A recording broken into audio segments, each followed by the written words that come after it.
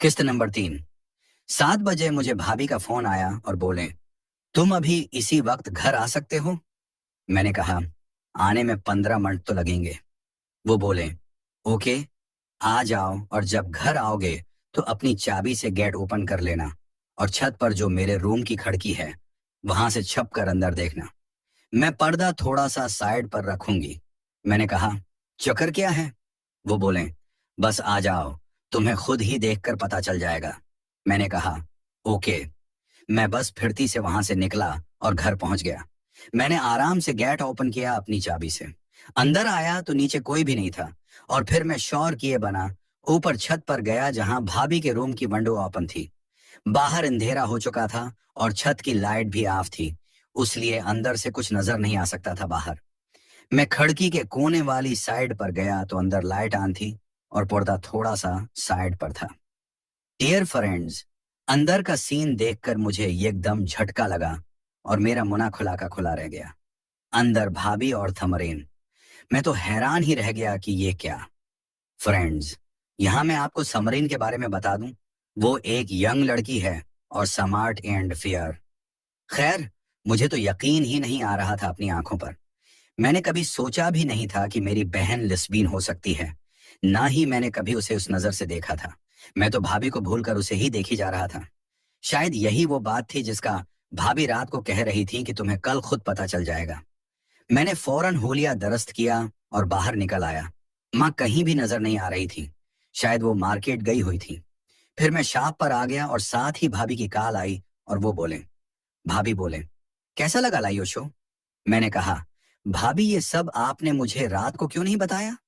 तो वो बोले, आखिर समरीन तुम्हारी बहन है। मुझे लगा पता नहीं किया सोचोगे, अगर वैसे ही बताऊंगी तो शायद यकीन करो या ना। तो सोचा चलो तुम्हें खुद दिखा दूंगी, फिर तो कोई शक नहीं रह जाएगा। मैंने पूछा, भाभी लेकिन ये सब आप दोनों के बीच कब से चल रहा है? वो बोले, मेरी शादी से पहले ही हम काफी फ्रैंक थे, लेकिन कभी कुछ किया नहीं था। शादी के बाद जब तुम्हारा भाई इंग्लैंड चला गया, उसके तकरीबन 1 महीने बाद ही से सब स्टार्ट हुआ था। तुम्हें तो पता है, समरेन अक्सर मेरे ही रूम में मेरे पास टाइम पास करती थी, तो उसने फेल कर लिया कि मैं तुम्हारे भाई को मस करती रहती हूँ हर वक्त, और मेरी जिस्मानी जरूरत के बास में अपसेट रहती हूँ। फिर एक दिन वो जब रात को मेरे रूम में आई तो उसके पास एक मूवी थी। बोली, भाभी आज ये मूवी देखते हैं।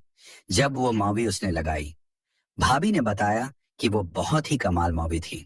भाभी ने बताया, सर्दियों के दिन थे, हम दोनों रजाई में बैठ गए और मूवी स्टार्ट कर दी, और फिर वो रात मेरी जिंदगी में एक नया मोड़ लाई। मैं जो शादी के 1 साल बाद ही अपने हस्बैंड से दूर होकर ढल चुकी थी, मुझे अब तस्कीन हासिल करने की एक नई राह मिल गई थी। शुरू शुरू में तो तकरीबन हम डेली ही करती थी, लेकिन अब बस कभी कभी करती हैं जब बहुत मौड हो, क्योंकि एक दूसरे के साथ टाइम गुजारने से कुछ तस्कीन तो मिल जाती है, लेकिन कमी फिर भी महसूस होती रहती है। मैं यहाँ फोन कान से लगाए भाभी की बातें सुनकर हैरान परेशान हो रहा था और सोच रहा था, मेरे घर में इतना जबरदस्त प्रोग्राम चल रहा है काफी अरसे से और मुझे पता ही नहीं, क्योंकि मैं खुद एक बहुत बड़ा दीवाना हूँ। मेरा मानना है कि एक मर्द को औरत में उसकी खूबसूरती और नर्म व मुलायम वजूद अट्रैक्ट करता है, और अगर वो खूबसूरत नर्म व मुलायम एक की जगह दो वजूद हों और एक दूसरे से खेल रहे हों, तो उसे देखने का अपना ही लुत्फ है। खैर, मैंने भाभी से कहा, भाभी थोड़ी देर और आपसे बात की तो मेरा काम खराब हो जाता है, बाकी बातें रात को घर आकर करेंगे। ये बोलकर मैंने फोन बंद किया और आज एक नई ही दुनिया में खोया हुआ था मैं। अब मैं अपनी बहन समरीन के बारे में एक आम लड़के की तरह सोच रहा था, तो मुझे अंदाजा हुआ कि उसका सरापा तो किसी की भी नीयत खराब कर सकता है, लेकिन अभी तक मेरे जहन में उसके साथ कुछ करने का ख्याल बिल्कुल भी नहीं था। शायद मैं ऐसा सोच ही नहीं सकता था।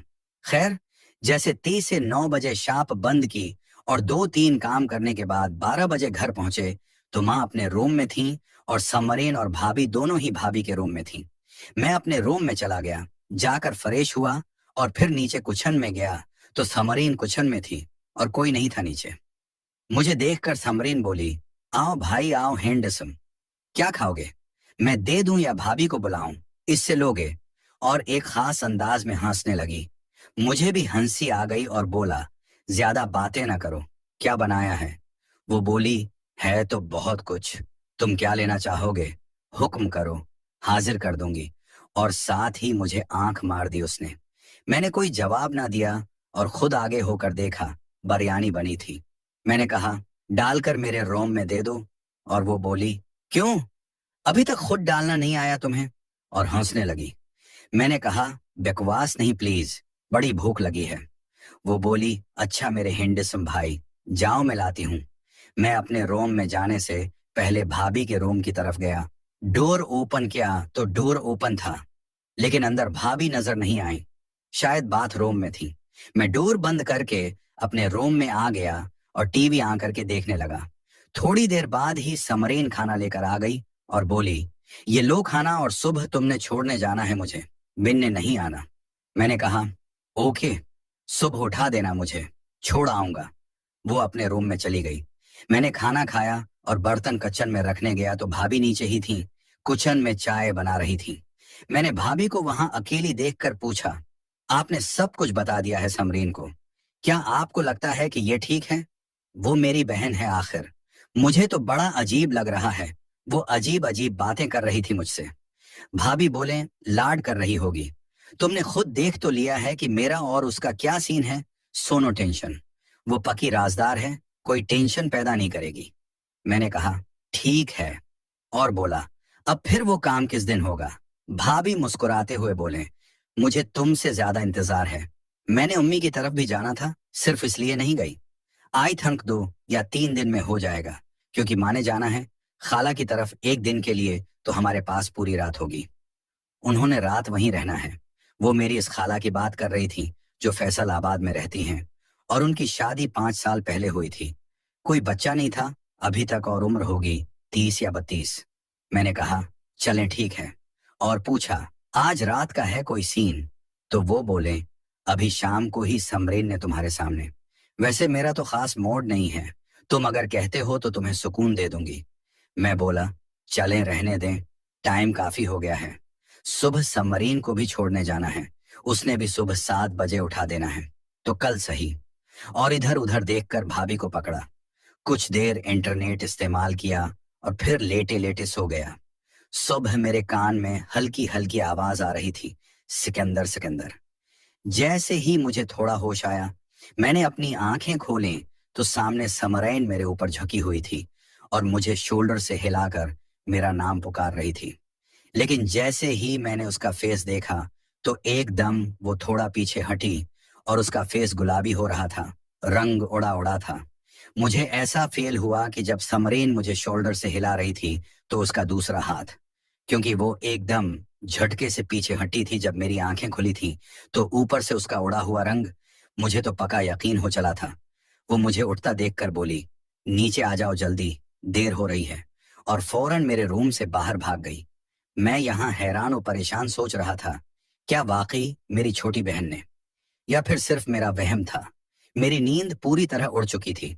मैं उन्हीं सोचों के साथ बाथरूम गया और यही सोचता रहा कि क्या सच में ऐसा था। लेकिन समरीन ऐसा नहीं कर सकती। भाभी के साथ तो चलो और हिसाब है, लेकिन वो तो मेरी सगी बहन है। नहीं नहीं, मेरा वहम ही होगा। मैंने उसे वहम मानकर उस ख्याल को दिल से निकाला और नीचे चला गया।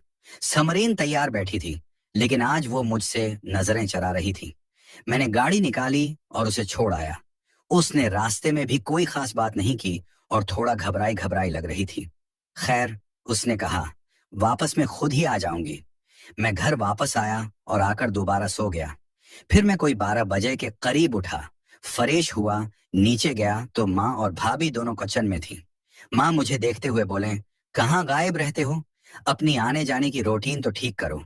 तो साथ ही भाभी, दोस्तों, मजीद देखें किस्त नंबर 4 में।